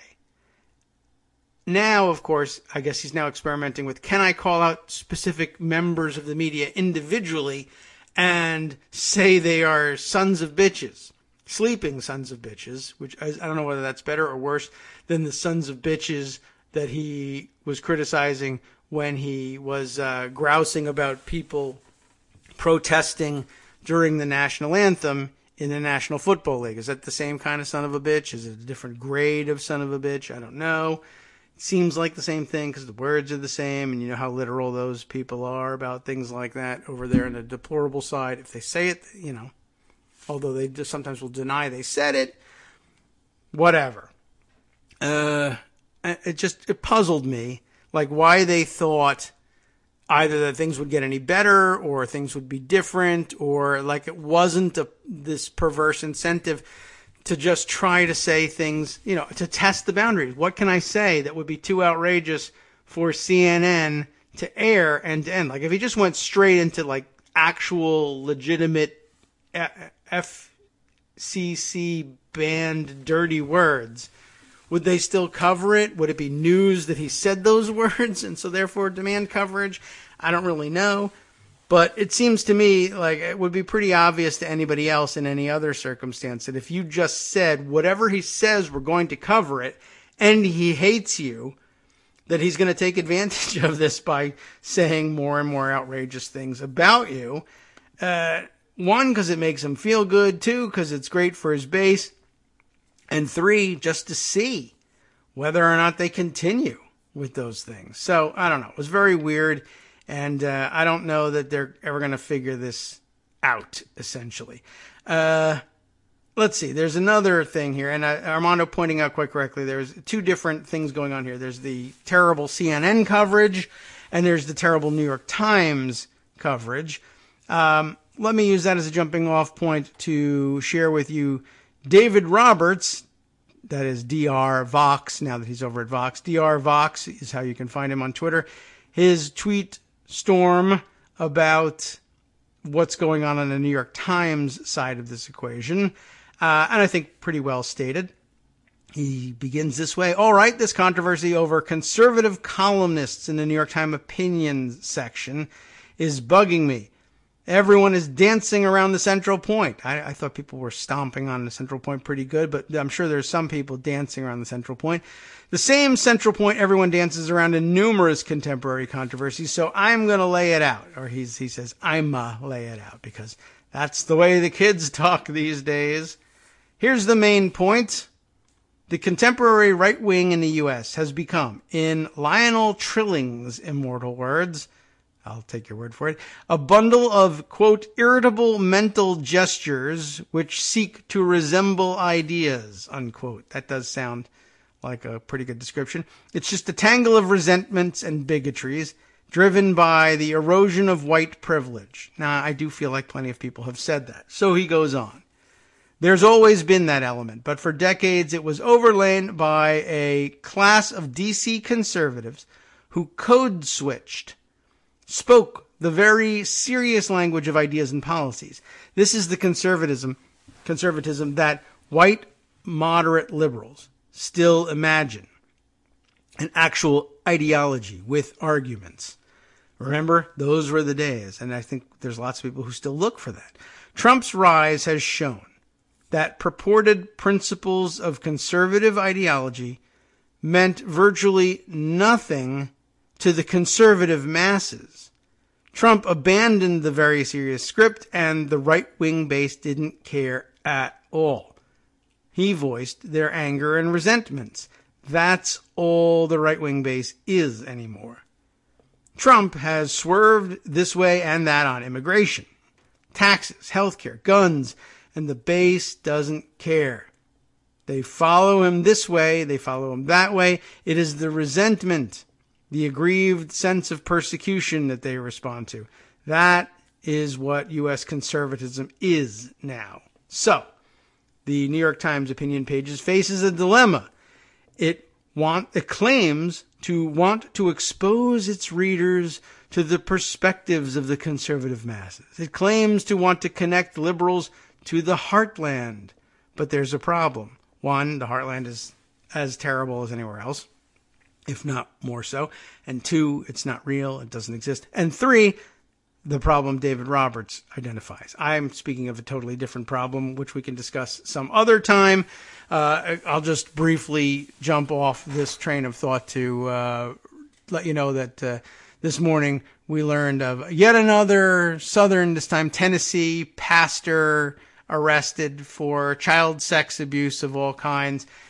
Some very young victims in that, but Heartland values, et cetera, please try to connect with these people, meet them in their diners, and find out whether they still support having their pastors rape them. It's important to know, and I think that they do. And you won't be able to understand it because you're a cultural elite, a coastal elite who thinks that people shouldn't be raped. And you don't get it, apparently. Anyway, back to David Roberts' version of the story. If the New York Times, remember, just to recap here, the New York Times opinion section says they want to expose our readers, our liberal coastal elites, to the perspectives of the conservative masses and should connect with the heartland. But there's a problem. If the New York Times, here's the problem, if the New York Times printed the actual real-life sentiments of today's conservative masses, it would be printing a bunch of paranoid, Fox-generated fairy tales and belligerent expressions of xenophobia, misogyny, racism, and proud anti-intellectual ignorance. Now, the people who work at the New York Times, and the vast majority of its readers, would find those sentiments, what's the word for how they regard these things? Oh, yes, deplorable. They would recoil. The truth of what's going on the right today is worse than virtually anyone in the political mainstream acknowledges. The New York Times' commitment to intellectual diversity doesn't go that far. Not far enough to expose its readers to the reality. It is too invested, of course, in America's own noble savage myth, as he puts it. The idea that conservative heartland Americans are more authentic and in touch with simple virtues, like raping parishioners. So New York Times, of course, needs a voice from the right, but not an actual voice, not a voice from the actual right, which is oriented around white resentment, not any discernible governing philosophy. They need a voice from the conservatism of the mind, the noble principles, base conservatism that they imagine exists out there. That's what conservative columnists on mainstream opinion pages have been for years now. Voices who will represent conservatism as a coherent intellectual argument. That is to say, that thing that liberals desperately want it to be. They are, in fact, in a way, then catering to their readership, right? Coastal elite liberals want to believe, at least some of them, that there's still reasonable policy-based ideology to make bargains with on the other side. It is no coincidence, he continues, that these guys, Gerson, Douthat, Brooks, Stevens, have little voice or influence inside actual conservatism, or that they're all anti-Trump, unlike 95% plus of Republicans. They are anomalies. They are idiosyncrasies. They are not representative of anything broader. And notice, even those invested in pretending that contemporary conservatism is a governing philosophy have thrown up their hands lately. I'm throwing up in my hands. Totally different. Claim something for conservatism today, and Trump could disavow it in a tweet tomorrow. It's become impossible to even maintain the pretense. And so, what do the mainstream voices of conservatism have left? Wan, half-ass whataboutism. Sure, Trump and the GOP are terrible, but what about that time that one person on the left said that one bad thing? That explains why everyone on the right is suddenly fixated on Farrakhan, which eluded me until this weekend. What? Farrakhan? We don't like him. What's the problem? It explains why every conservative columnist is writing again and again about campus speech intolerance. It's not much, but it's all they have left. And that seems pretty clearly true. It's all they have left. There's nowhere to go intellectually. Stevens and others are just playing their role in a very old parlor game where serious conservatives tell liberals they are bad and wrong. That's what intellectual diversity means to elite center lefties. And liberals proceed to engage in self-loathing and hand-wringing about it. There's more. I'll tell you about it after the break.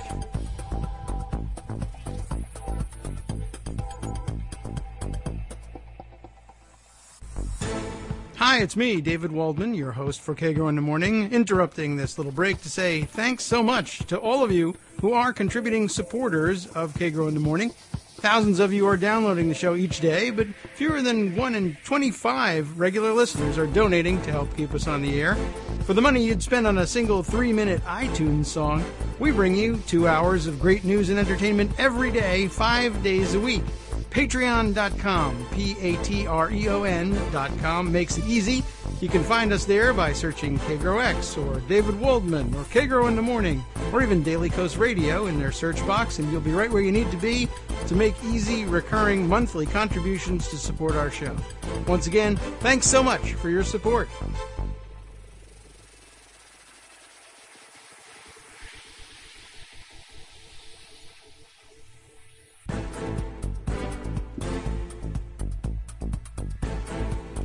Welcome back to the Kagro in the Morning Show here on Netroots Radio. Like many of you, the Warlock objects via Twitter, although not many of you have objected via Twitter.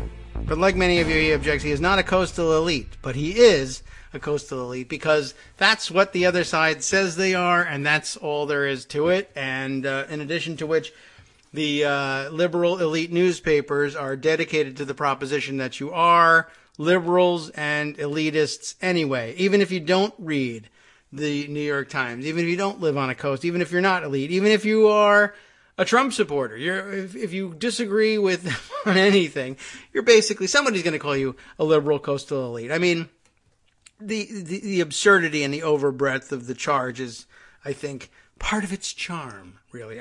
Like when Wayne LaPierre accuses people of being coastal elites if they are worried about the crazy proliferation of guns in the country.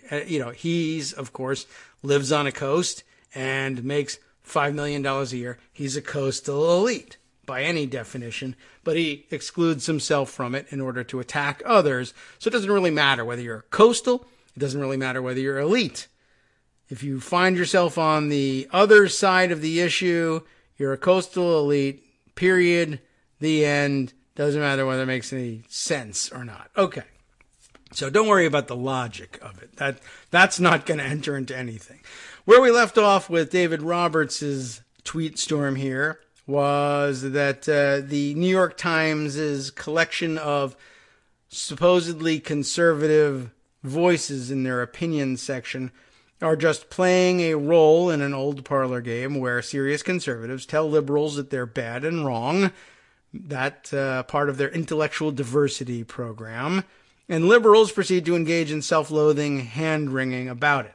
It's got very little to do, he continues, with real intellectual diversity.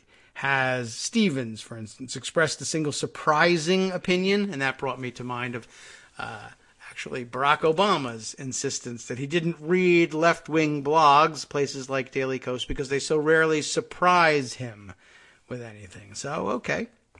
We clearly want to be surprised. Otherwise, it's not really an experiment in diversity, right? Well, I guess the coastal elite version of diversity is, there's some expected opinionating with which I disagree. I knew they were going to say that. All is right with the world. I guess there's something comforting about finding people disagreeing with you in ways that you expected. It doesn't upset you a great deal, but then you're able to complain out loud about how unsettling it's been to be disagreed with in this way. But aren't you broad-minded to have allowed yourself to become unsettled in this way and continuing to subscribe to this newspaper that constantly irritates you? You're not a complacent coastal elite. You're an intellectually diverse coastal elite. Okay, so much better. So, of course, their inclusion, David says, is got little to do with real intellectual diversity, and it's got nothing to do with exposing New York Times readers to the real state of thinking on the right. It's a village game by and for villagers. In the name of exposing readers to diverse viewpoints, the New York Times is, in practice, obscuring the true nature of today's right. Virtually the entire political elite and most New York Times readers are in denial about what the right has become, and that denial is increasingly dangerous. Forget the self-regarding onanism of Stevens types. If the New York Times really wants to expose its readers to the right, it should be giving columns to Dinesh D'Souza, Dana Loesch, or Ben Shapiro. And I think, didn't they try that, or was it the Washington Post? Let readers see, up close and personal, the crude tribalism and resentment that animate the right-wing base. In conclusion, yes, everyone in mainstream politics, everyone who lives outside the Fox Breitbart bubble needs exposure to the actually existing U.S. conservative movement, and the New York Times opinion section isn't helping in that regard. All right, so I thought that was a very interesting addition to the collection out there. It leads me nowhere. What else are we going to do? It leads me to bring you this, something I did set aside, and I think maybe in the last segment of the show we can get through the bulk of the thesis here. And I was reminded of it by the tweet of Jason Abruzzese. I'm going to guess it the way he pronounces his last name. Abruzzese, the senior tech editor at NBC Digital News, retweeting some of the tweets that led to or were about a piece published, I think, in the New York Times. Oh my God, that's how crazy is that? From the reporter of Turkish descent, whose name we always struggle to pronounce, Zeynep Tufekci, or Tufekci, however, wherever the he sound falls in that. I'm learning a little bit about Turkish pronunciation from watching all these Turkish historical dramas, but not very much. We've been over that. But Zeynep has always done really interesting work and crops up all the time, and she's got a very interesting piece here.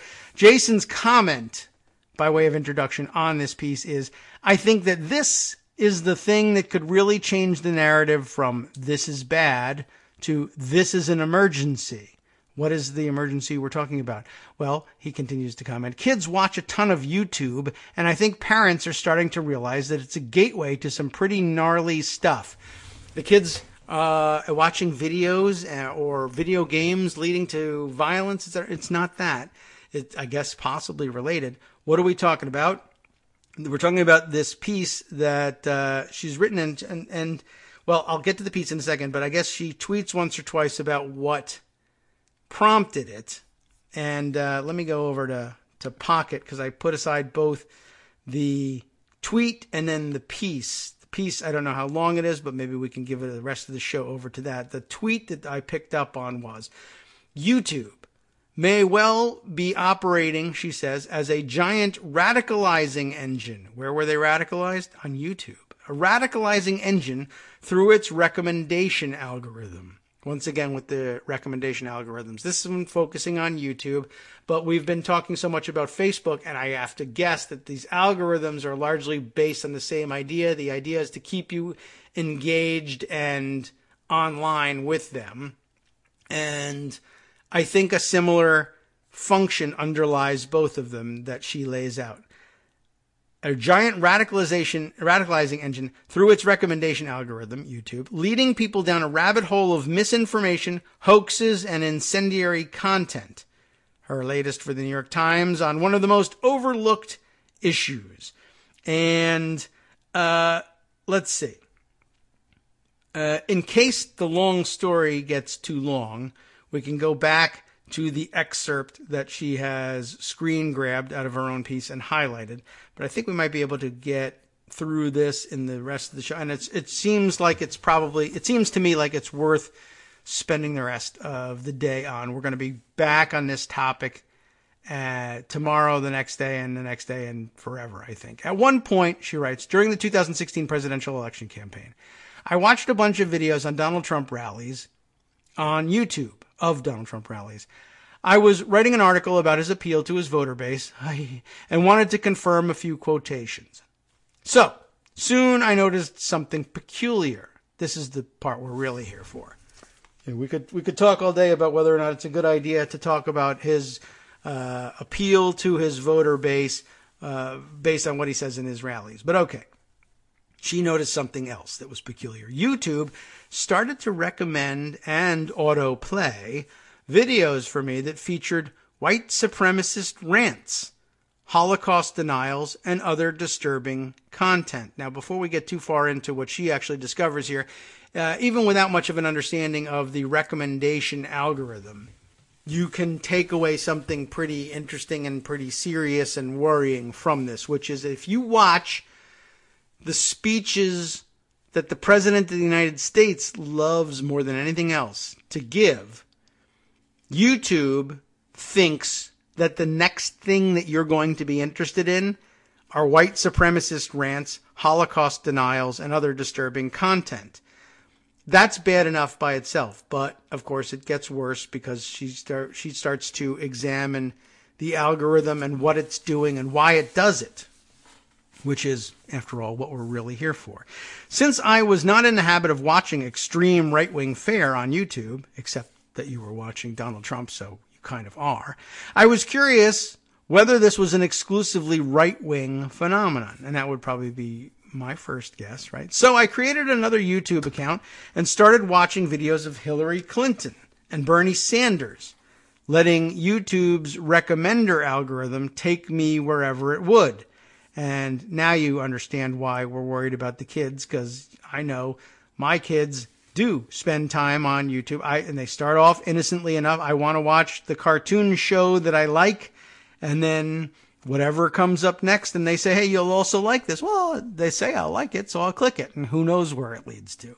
Well, now we're getting some idea. So that's her experiment. Before long, I was being directed to videos of a left-ish conspiratorial cast, including arguments about the existence of secret government agencies and allegations that the United States government was behind the attacks of September 11th. So what we're really finding here is that in both cases, whether you approached it as a so-called liberal or a so-called conservative, even if that's the wrong label for Donald Trump, in both cases, it sends you down a conspiratorial path. So is that interesting? Is that something that is replicable in all areas? What exactly is driving this? Before long, as she says, she was being directed to the leftist conspiratorial side of YouTube. As with the Trump videos, YouTube was recommending content that was more and more extreme than the mainstream political fare I had started with. Intrigued, I experimented with non-political topics. The same basic pattern emerged. Videos about vegetarianism, okay, innocuous, right, led to videos about veganism, which is also kind of innocuous, but is arguably more extreme than vegetarianism. Then videos about jogging led to videos about running ultramarathons. Okay. It seems as if you are never hardcore enough for YouTube's recommendation algorithm. Here's the thing. Here's what it's really beginning to become clear that it does. It promotes, recommends, and disseminates videos in a manner that appears to constantly up the stakes. Given its billion or so users, YouTube may be one of the most powerful radicalizing instruments of the 21st century. This is not because a cabal of YouTube engineers is plotting to drive the world off a cliff. A more likely explanation has to do with the nexus of artificial intelligence and Google's business model. YouTube, of course, being owned by Google. For all its lofty rhetoric, Google is an advertising broker, selling our attention to companies that will pay for it. The longer people stay on YouTube, the more money Google makes. That's the basics of it, right? What keeps people glued to YouTube? Its algorithm seems to have concluded that people are drawn to content that is more extreme than what they started with, or to incendiary content in general. Is this suspicion correct? Good data is hard to come by. Google is loath to share information with independent researchers, but we now have the first inklings of confirmation, thanks in part to a former Google engineer named Guillaume Chaslot. Mr. Chaslot has worked on the recommender algorithm while at YouTube. He grew alarmed at the tactics used to increase the time people spent on the site. Google fired him in 2013, citing his job performance. He maintains the real reason that he pushed too hard for changes in how the company handles such issues. The Wall Street Journal conducted an investigation of YouTube content with the help of Mr. Chaslot. It found that YouTube often, quote, fed far-right or far-left videos to users who watched relatively mainstream news sources, and that such extremist tendencies were evident with a wide variety of material. If you searched for information on the flu vaccine, you were recommended anti-vaccination conspiracy videos. And so it's very interesting. It's not necessarily just, and we may have thought in the early days of YouTube, Google, Facebook, what have you, that there's something to it. Artificial intelligence not being actual intelligence. You're interested in it. It takes a look. You've asked for a video on the flu vaccine. You're interested in vaccines. This also is about vaccines. It's anti-vaccination, but it's about vaccines. And we kind of dismissed it that way. But I wonder whether she isn't onto something, and I think that she is, and I think she thinks she is too, that what they're really after not so much is making sure that you have more related content to look at, because you could provide related content all day long. I noticed this about YouTube when I wander around in, or even about Google when I wander around in Google. I find that I find myself very quickly misdirected, but usually misdirected in a way that's actually somewhat engaging, and that's, after all, what they're really after here, is more engagement, right? And it's like upping the adrenaline dosage. You came here because you were interested about X, and here's some more about X, and you might be interested in that, but just testing here. You don't have to. It might not be the top recommendation, but it's up there on the list. You see it. This thing plus a little something extra, just a little bit more exciting, maybe a little more dangerous looking even than where you started. And if you'll follow that, well, then the floodgates are open, right? You're in it as an adrenaline junkie now. You came to find out about jogging, and you looked at this and you looked at that, and then they sort of play with your, holy cow, look at that. Ooh, would that even be possible? Wow, how does he even do that? Could I do that? Could anybody do that? Should anybody be able to do that? Did they really film that? Oh my God. And it gets worse and worse and worse. And of course, content providers only too happy to provide that stuff, but normally other filters that we have in society keep that stuff out of sight, out of mind, and you're a lot more apt to reject it, say, out in the open, in the public square, where everybody can see you perusing it, than in the privacy of your home with the screen. You might click on anything, and you should have that right, etc. It's a dangerous combination. I think she's onto something here. So, the example of the vaccines and being led to anti-vax conspiracy videos. It's also possible that YouTube's recommender algorithm has a bias towards inflammatory content, and I think that's probably true. In the run-up to the 2016 election, Mr. Chaslot created a program to keep track of YouTube's most recommended videos, as well as its pattern of recommendations. He discovered that whether you started with a pro-Clinton or pro-Trump video on YouTube, you were many times more likely, and that's what they're interested in, to end up with a pro-Trump video recommended. It's interesting to see. They're just Well, actually, this is a totally different point now that I think about it. No matter what you do, you're ended up more likely to get a pro-Trump video recommended. But I think, again, they're playing with the adrenaline involved. If you start with a pro-Clinton video, fine, you're interested in Clinton, you're interested in pro-Clinton material. But they also know pretty well, one, it's political, so here's some more politics. And I think that's the cover they're hoping you will accept that they're using, and it is part of it. But I think they also know very well that you're very likely, if you're interested in politics, to also be a little bit interested in being outraged, just a little.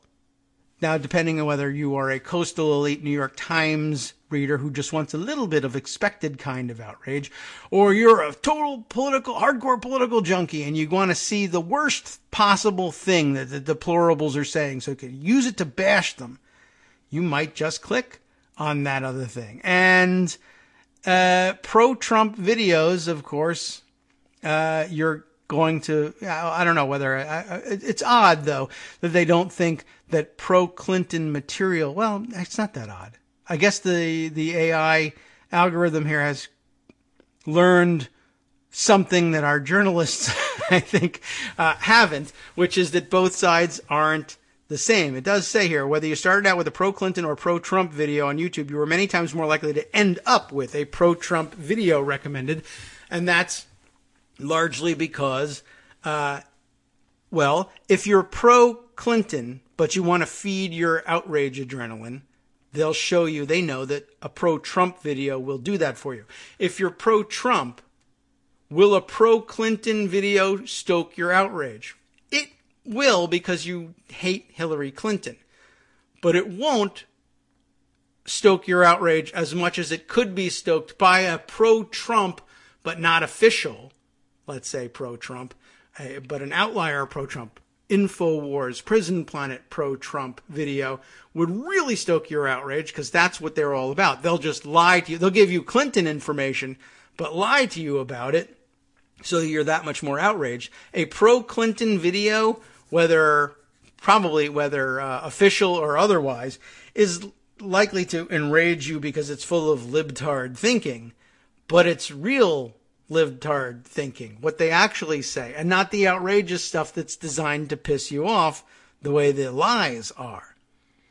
Continuing with the article here, because I'm already falling behind, combine this finding with other research showing that during the 2016 campaign, fake news, which tends toward the outrageous, included much more pro-Trump than pro-Clinton content, and YouTube's tendency toward the incendiary seems evident. YouTube has recently come under fire for recommending videos promoting the conspiracy theory that the outspoken survivors of the school shooting in Parkland, Florida are crisis actors, masquerading as victims. Jonathan Albright, a researcher at Columbia, recently seeded a YouTube account with a search for crisis actor and found that following the Up Next recommendations led to a network of some 9,000 videos promoting that and related conspiracy theories, including the claim that the 2012 school shooting in Newtown, Connecticut was a hoax. What we are witnessing is the computational exploitation of a natural human desire to look behind the curtain, to dig deeper into something that engages us. As we click and click, we are carried along by the exciting sensation of uncovering more secrets and deeper truths, more adrenaline, right? YouTube leads viewers down a rabbit hole of extremism while Google racks up the ad sales. Human beings have many natural tendencies that need to be vigilantly monitored in the context of modern life. For example, our craving for fat, salt, and sugar, which served us well when food was scarce, can lead us astray in an environment in which fat, salt, and sugar are all too plentiful and heavily marketed to us. So, too, our natural curiosity about the unknown can lead us astray on a website that leads us too much in the direction of lies, hoaxes, and misinformation. And we should be keeping in mind in all of this, by the way, that the platform does nothing to differentiate between those types of informations. That's left to you. And they hoped, I guess, back when they were just building all this stuff to look at hot chicks and Facebook side and whatever they were saying to themselves in Google, just free the information, man. They thought that you would be able to tell the difference between a video that comes from NBC News and a video that comes from InfoWars. But I'm not sure everybody can. And what if you're not American? But okay. Or what if you're a kid? Human beings, oh yes, we read this one. YouTube, in effect, has created a restaurant that serves us increasingly sugary, fatty foods, loading up our plates as soon as we're finished with the last meal. Over time, our tastes adjust and we seek even more sugary, fatty foods, which the restaurant dutifully provides. Because they're just freeing the food, man. When confronted about this by the health department and concerned citizens, the restaurant managers reply that they're merely serving us what we want. Very familiar. This situation is especially dangerous given how many people, especially young people, turn to YouTube for information. Google's cheap and sturdy Chromebook laptops, which now make up more than 50% of the pre-college laptop education market in the United States, typically come loaded with ready access to YouTube. That's not a huge problem. People find their way to YouTube, but it is interesting. This state of affairs is unacceptable, but not inevitable. There is no reason to let a company make so much money while potentially helping to radicalize billions of people, reaping the financial benefits while asking society to bear so many of the costs. An interesting conclusion, and that is the conclusion. I'm glad we reached the end here before we ran out of time. But yeah, I guess socializing the problems and privatizing the profits is once again rearing its head, and we've got that problem to confront, and maybe it's your problem, and it becomes that much more difficult once again to live up to the motto, if they even still believe in it, of don't be evil, right? The Google motto way back when. Are we being evil? And one of the ways I think that they probably told themselves, interestingly enough, that they were avoiding being evil in the beginning was, don't judge the content. Just free the information, man. We can't be an ideological platform. We're not the gatekeepers here. It's your tube, right? You decide what goes in. You decide what you take out. It's obvious that it's open and totally democratic and therefore the fairest and most libertarian approach to the entire thing. And it sounds kind of familiar too, right? It sounds, actually, now that we think about it, how familiar is it? If this is the new media, the non-traditional media, the one that can break through all the staid, stupid coastal elitism or whatever you want to blame it on, that the mainstream traditional media is suffering from, it sounds awfully familiar and awfully close to the same justifications that we very often get for things that upset us or annoy us, whether in controlled doses like liberal elites like to take from the New York Times or elsewhere, or other kinds of dosage, right? We depend on our professional journalists to not be biased. I can't exclude this information or include that, and I can't have a slant. I'm just giving the information. Man, he said it, and he's the president of the United States, and by God, we have to print it, and we can't be judgmental about it. And besides, both sides, or whatever, even if it's not both sides, let's say it's both sides so that the other side doesn't attack us. If you have an article that's about Donald Trump's corruption and his marriage of the state and his businesses, or his children's doing so, by all means, try and deflect some of the criticism and keep them from calling and tying up our phone lines by including something about Hillary Clinton's emails or something to that effect, and then everyone will be happy and we'll continue to generate our profits, and we'll be able to deflect criticism by saying, well, we said a bad thing about the other side too, even if our artificial intelligence recommendation algorithm knows very well that which we deny to ourselves, that the two sides are not equal, and that the adrenaline junkies who pay the bills are really all to be found on one side and telling untruths in order to collect interest on the other side and to gather people to their side on these things. That's why I find it so interesting that no matter whether you start with a right-wing or left-wing political video, you always end up on Trump.